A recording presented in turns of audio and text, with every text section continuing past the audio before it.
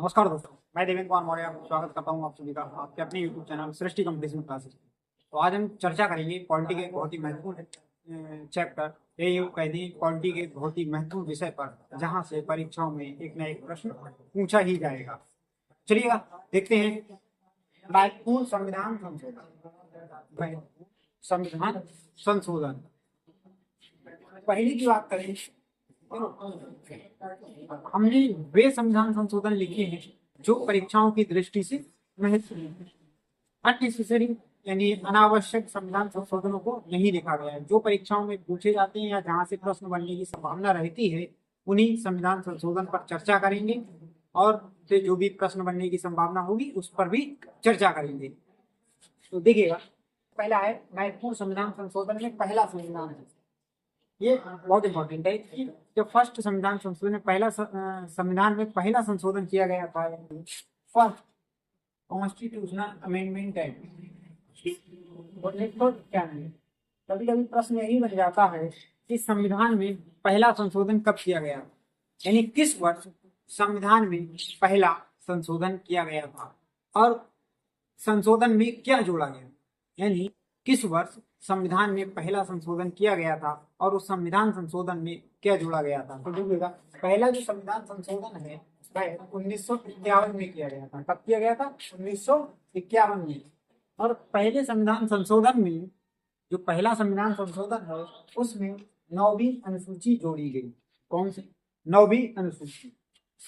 हमने अनुसूचियों को विस्तृत रूप से एक अलग वीडियो में पढ़ा है, यानी एक क्लास अलग से ली गई है अनुसूचियों के ऊपर। जब भी बात आएगी तो आप उसको देख सकते हैं।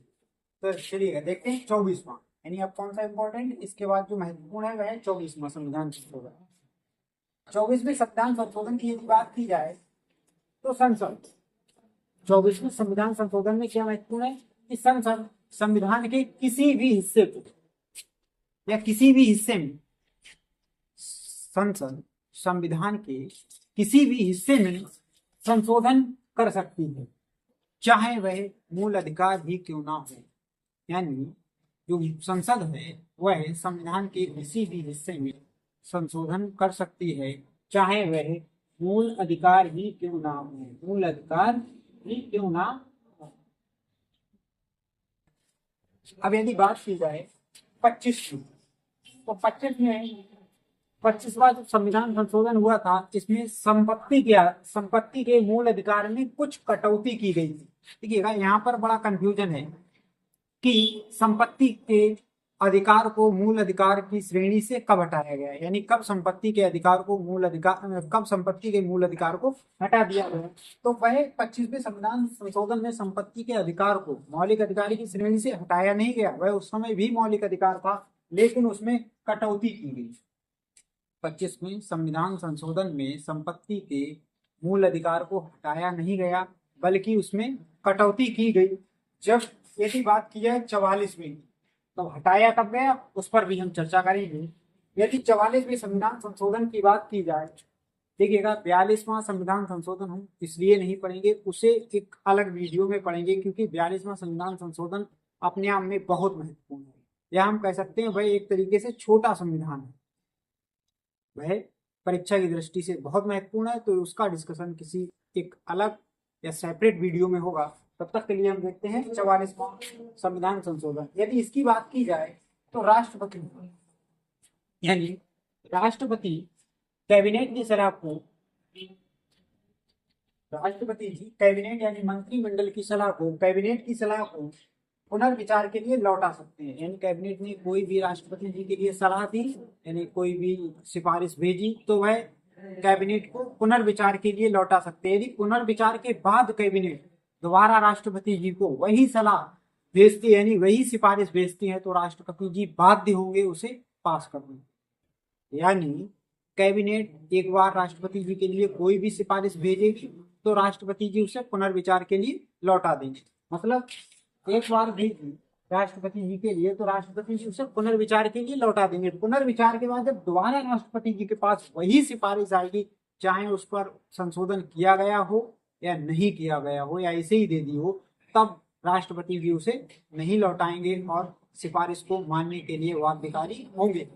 अब यदि बात की जाए सवाल में और क्या संशोधन किया गया, एक शब्द है महत्वपूर्ण, आपातकालीन से जुड़ा हुआ। पहले आपातकालीन, पहली बात अगर हम देखें तो आपातकाल, जो राष्ट्रीय आपातकाल है उसकी घोषणा 3 कारणों से हो सकती है। पहला कारण हमने पढ़ा था युद्ध, दूसरा पढ़ा था बाह्य आक्रमण, तीसरा हमने देखा था सशस्त्र विद्रोह।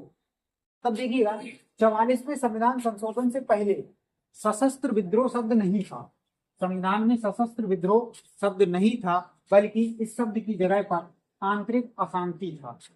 यानी 44वें संविधान संशोधन में आंतरिक अशांति शब्द को सशस्त्र विद्रोह शब्द से बदल दिया गया। यानी आंतरिक अशांति की जगह क्या प्रयोग किया गया, सशस्त्र विद्रोह। ये प्रश्न अधिकतर परीक्षाओं में पूछा जाता है कि कौन से संविधान संशोधन में आंतरिक अशांति की जगह सशस्त्र विद्रोह शब्द का प्रयोग किया गया। तो वह कौन सा था, 44वां संविधान संशोधन।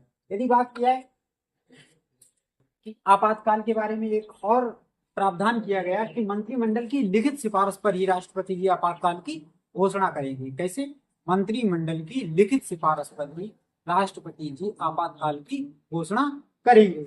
यदि बात की जाए, यहाँ देखिएगा अभी हमने 25 में क्या पढ़ा था कि संपत्ति का जो मूल अधिकार था उसमें कटौती की गई। दोबारा देखते हैं क्योंकि वीडियो के रुक जाने के कारण यहाँ पर बाधित हो गया है, तो एक बार से देख लेते हैं कि संपत्ति का जो मूल अधिकार, संपत्ति का जो मूल अधिकार था जिसे हमने 25वें में क्या किया था, संपत्ति के मूल अधिकार में कटौती की थी।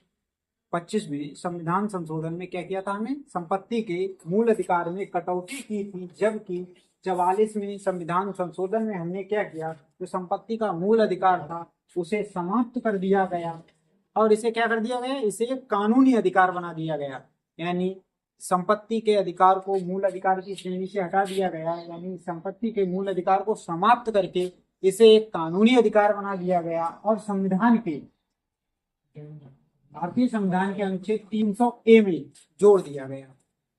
इसे कानूनी अधिकार बना दिया गया और संविधान के, भारतीय संविधान के अनुच्छेद 300A में जोड़ दिया गया। कहाँ, अब ये क्या है, एक कानूनी अधिकार है। यानी संपत्ति का अधिकार कैसा है, कानूनी अधिकार है। इसे मूल अधिकार से हटाकर, यानी मूल अधिकार से हटाकर हमने कहाँ जोड़ा गया है, संविधान के अनुच्छेद 300A में। यदि बात की जाए आपातकाल के दौरान 20 व 21 निलंबित नहीं होंगे। यानी आपातकालीन एक और प्रावधान किया गया कि यदि आपातकाल लगा तब 20 और 21, अनुच्छेद 20 व अनुच्छेद 21 में दिए गए मौलिक अधिकार निलंबित नहीं होंगे। यानी अनुच्छेद 20 और अनुच्छेद 21 में दिए गए जो भी मौलिक अधिकार होंगे वह निलंबित नहीं होंगे, वह निलंबित नहीं होंगे। तो चलिएगा, मिलते हैं कल किसी और टॉपिक के साथ। तब तक के लिए नमस्कार।